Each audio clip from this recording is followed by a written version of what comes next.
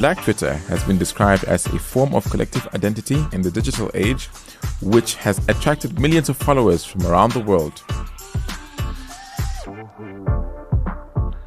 To find out more about Black Twitter, we got two Black women to speak to us. First, we spoke to Naledi Makoto, who is an undergraduate student at the University of Pretoria and who has a steady following of just under 5,000 followers. I think we should start off this episode by saying you were on Date My Family. Yes, I was. And I was also on Date My Family. But we won and you guys lost. Okay, anyway. But from my experiences of Black Twitter, especially via Date My Family, I found out that Black Twitter will find you wherever you are, yes. Whoever you are, where you work, what your blood type is, your shoe size, whether you wear underwear or not.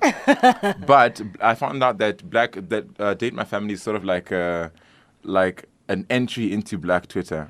I feel like Date My Family is if Black Twitter had a TV and it was a home. Yeah. Date My Family would be that one thing that everyone just watches. Like it's normally like Date My Family, Being Bonang, what's the other one? Okay, Easy Dingo, but not that much. I think Scheme Sam as well, Sam, like yes. those kind of vibes. Yeah. And I think even when, because I don't have a TV at my place. Yeah. So even when I don't have a TV, I still enjoy the shows. Yeah. On Twitter. One thing I've noticed about Black Twitter when it comes to Date My Family, like Black Twitter is savage. It's ruthless. Like they don't care who you are or what you are. They will insult you, make memes about you, insult your mother, and they don't even know you. They don't know you, and they don't care if you're beautiful or you are not so attractive. No, I think if you're beautiful, it's fine. But if you're not so attractive, I think even beautiful people catch strays, hey? They'll listen to everything you say, how you look, how you chew. Like, they'll always find something to kind of but the thing is, like, it's attack you. Why do you think they do this? Why do you think the board of trustees on Black Twitter decides to lambast and roast everyone? I feel like more than anything, they're trying to be funny. Even though it's not so funny, but I think they're trying to be funny. And people do a lot for retweets also. So the meanest or the most ruthless or the most savage response or tweet will probably get more clout. So I guess that's why people always are after that thing, that clout thing that, you know. So it's just basically they insult you for FOMO. Yeah. We also spoke to Lindo Gamma, who is a master's student at the University of Pretoria and who is doing research on Black identity. Do you remember your first Twitter, what do I say? When you first encountered Twitter? So my first Twitter account was like Instagram without pictures. Please tell me, what is the handle? What was it? Lindo Lindo says something. I don't know. Lindo Purple Flowers 22. Yeah, something weird. I also had numbers in there somewhere, which was shocking also because I was like, I thought Twitter was like a white thing. Yeah. And I was shocked that why would my name but not... That's a general perception as well. I remember when Twitter first came out, it was all about Justin Bieber. You need to follow Justin Bieber. Yeah. So I felt like Facebook was more black at the time than it was with thing. But I think also I hadn't tapped into Twitter like that because I wasn't following the right people. Yeah. So I was following like celebrities, but like American ones. Yeah. So only once I started following South African people and I changed my account, number one. Like, so sometimes I'll see people tweeting at me with some random account over there from like 5 years ago. And so I started following the twelebs now because there's a different thing between like celebrities in South Africa and the twelebs, which for me also was just shocking because I'm like, how do you become a celebrity off of social media page? You don't do anything. Literally, you just sit there and you tweet stuff. Yeah. Like literally anyone can do it. Anyone can you tweet the most heinous things. What's the secret to getting yourself to get retweets on Twitter? The formula that I use is, be funny, but also avoid being sexist, being racist, being, all these other things that might that might offend people. So I avoid talking about body shape, race, religion, culture, and I just talk about everything that will relate to people. Like on radio, when you talk, you have to relate to everyone. So that's what I try to do. And I post pictures as well, like selfies, cute pictures, and then, people retweet and stuff. let me ask you, because I've been following you for quite some time. You're actually my role model. You're my hero. I'm joking. I do take a look at your Twitter every once in a while. But I noticed that people love good-looking people on Twitter. Yeah, but and this is what I mostly see on Twitter.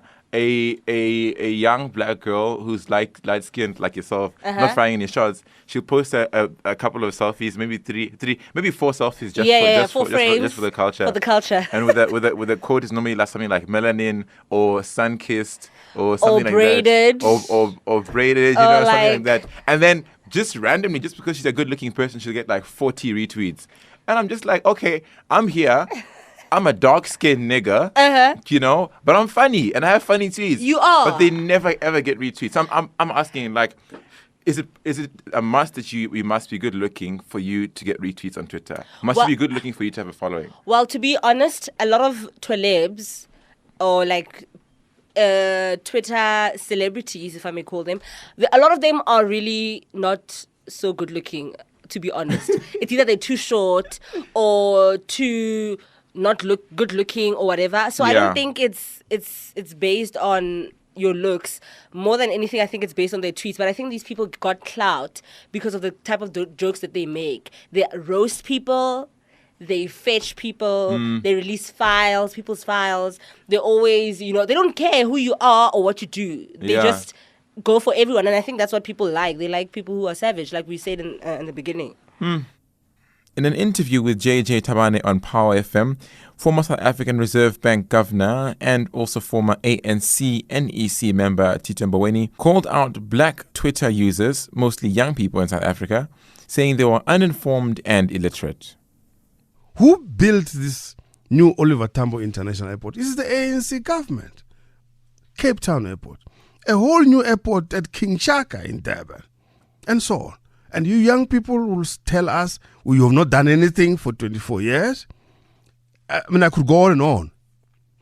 So, I think we have to, unless if people want to be ahistorical and be driven by, I don't know what it's called, Black Twitter, whatever it's called, which is uninformed, mostly illiterate. I'm going to get in trouble for that. Emotional, and really no content at all, but just throwing things at people all the time, But if you look carefully at what has been done, it's actually quite substantial. I think there's a good and bad side to this thing. So on the one hand, for one, you're able to talk about issues of rape and sexual harassment, right? And call men out on their things. Because a lot of men have very rapey content on social media. And they say very rapey things all the time. We can call out rappers now who come with the rapiest of songs. And now we can say to you, actually, this and this and that. Which, at the same time, I have real problems with because there's also cancel culture in the mix. And I'm like, I don't like cancel culture. I get why it's there, but what do you mean cancel culture? So, like, for instance... is it like if there's an artist, for example, like Kanye with the whole slavery statement and be like, now we cancel this guy. We're boycotting you. We're not going to support you in any way, shape or form and stuff. And I get it with that. But, like, there's certain things where I think it becomes very complex now. So, like, for instance, Malum Cool Cat, right? Yeah. Malum Cool Cat raped this woman, completely wrong, did the time for it, right? Lost the sponsorships, all of that sort of stuff. But he did the time, right? And he's sorry and he understands what went wrong and he's not going to do it again. But cancel culture won't let him access now that space again. And, cancel culture, and unfortunately, they don't also see that it also has a lot to do with white media, right? And how white media perceives and portrays some of these black people who do wrong, right? And it's not to excuse their nonsense, right? I'm not in support of Malum Cool Cat's rapey tendencies. But I think at some point, I'm like, how does rehabilitation work, guys? Like, can we not forgive people?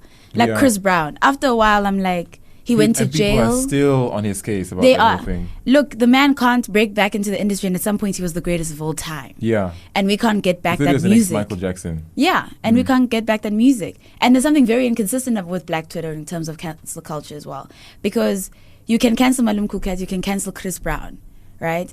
But you can't cancel Whitney Houston. Okay, you can't cancel...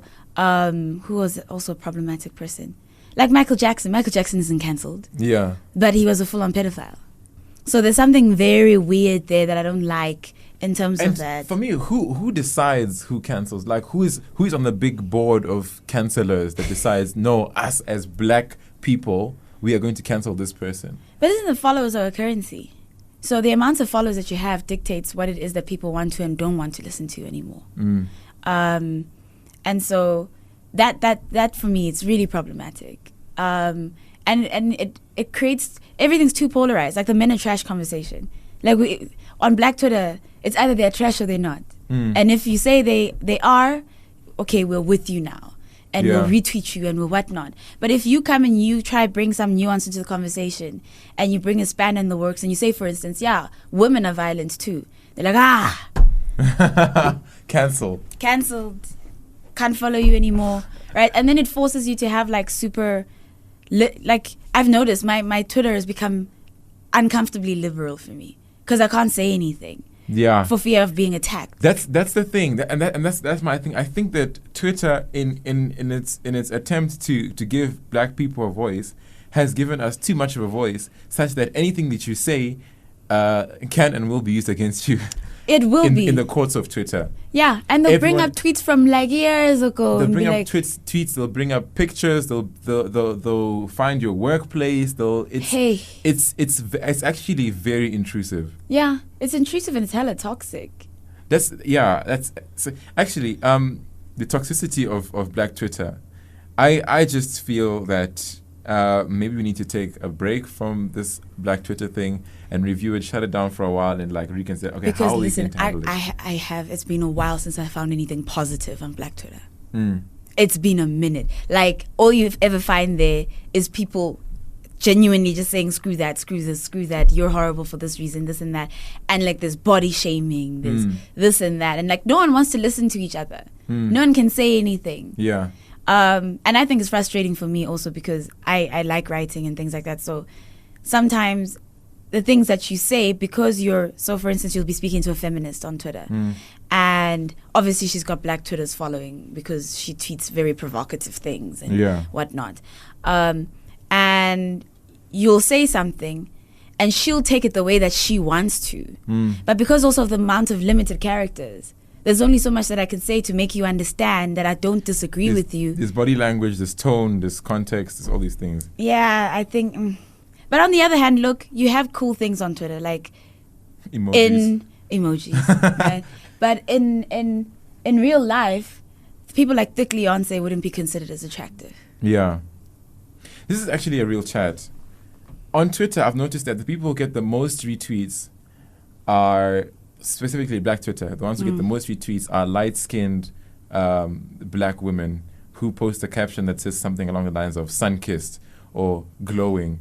And you get like to tell me something I didn't know. Yeah, and it seems like there's a very I could go onto my Twitter right now and scroll for 5 or 6 times and find you a picture. You know those 4 frames of a light-skinned girl who is pouting into the camera. Is it just me, or do you have to be a good-looking a light-skinned black female for you to make it for you to get any sort of followers on Twitter, apart from you saying stuff? Yeah. That's literally why a bulk of the men will follow you. And sometimes the women will follow you just to crap on you. Yeah. But I find like it's like 2 things. It's either like the super like light skin, big booty, big tits like type female who's pretty, fine. At the same time, you have like super dark skinned women. Which is fine, but like then the women in between who don't have all those features, who can't. Where do they fall? And then those women don't get the retweets and things like that unless they go out of their way to be provocative. What effect do you think Black Twitter is having on the psychology of a young black female? I'll just say a young black female. What is Black Twitter having on her psychology?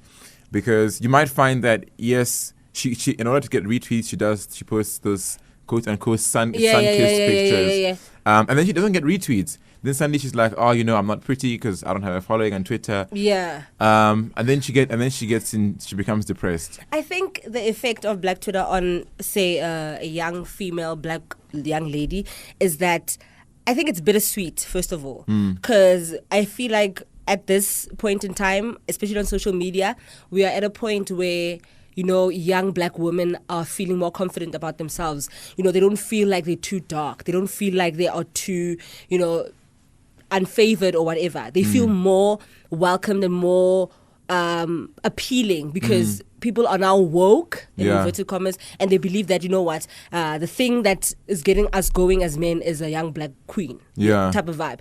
But also, I think that kind of mentality kind of contradicts everything that's happening, because although they are liking these young black women and how they look in the sun and how they look naturally with their afros and everything, they're still not getting their retweets. Yeah. So who's fooling who?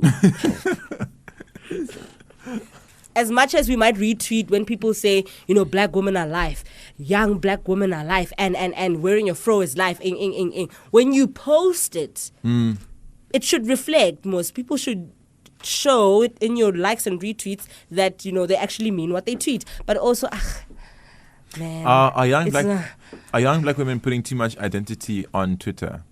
Like caring too much about what Twitter says? Yes. Like using Twitter as a measure of your beauty. And validation as well. Yeah. Yeah, I think that's also a problem. Because, for instance, with our body shapes, they'll say, yes, we like a woman who, you know, who doesn't care what people say and be comfortable with your rolls, go with your cellulite and then you go to the beach, you post a picture, and then some random person will start like, oh my gosh, you look like, I don't know, that hippo from Madagascar or something. And you're just like, dude. It's painful, it hurts. It hurts. But also, if you want to avoid all of that, why don't you stop posting? Yeah.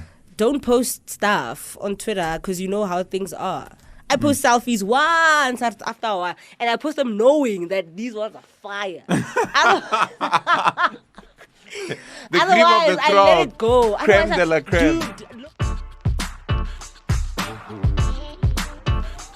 In an article on bizcommunity.com by Rebwane Masemola, which was written in 2015, she described two different schools of thought with regards to black Twitter.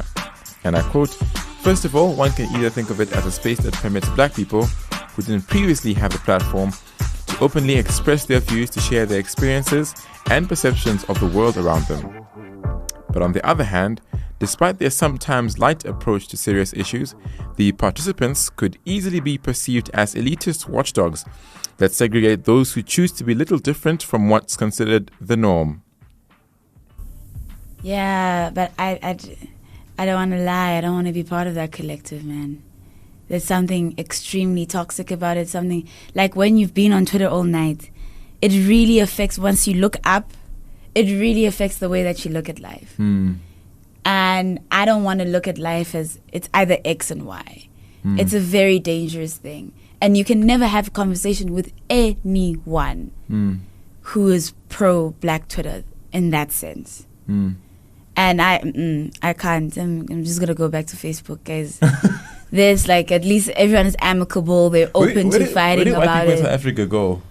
White people in South, they actually go onto, you know those groups on Facebook? Yeah. Yeah, that's where the bulk of them are. They're still on Facebook. Because you see, so there's like philosophy societies and politics societies and things, and they'll create these groups. And so Facebook will suggest other groups for you.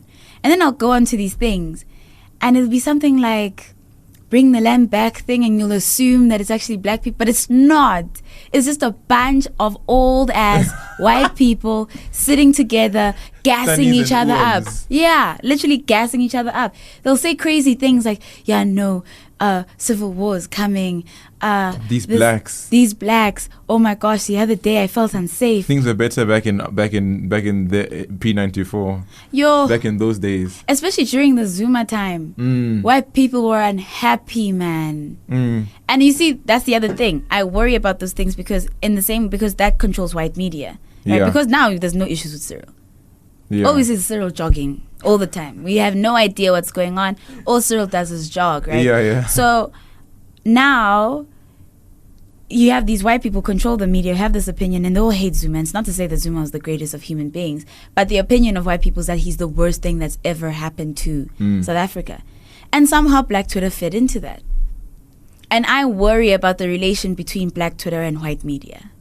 I really, really do. There's a connection there. There's something going on that is really unsettling for me, because some of the views that, like, I'll tell a white friend, immediately they'll be like, yeah. And I'm like, why do you agree so quickly? There's something going on there. There's something in relation between black Twitter and white media. What do you think it is?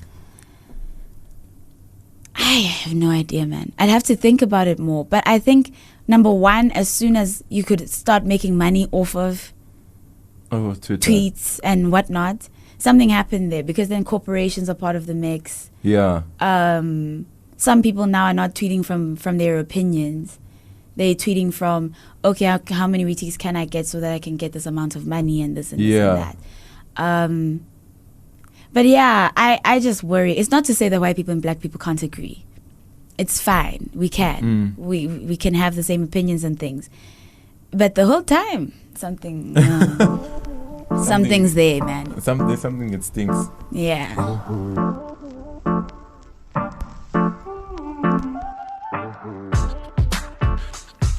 If you would like to get in touch with the Millennial Exchange, send us an email at millennialexchange@qessential.co.za.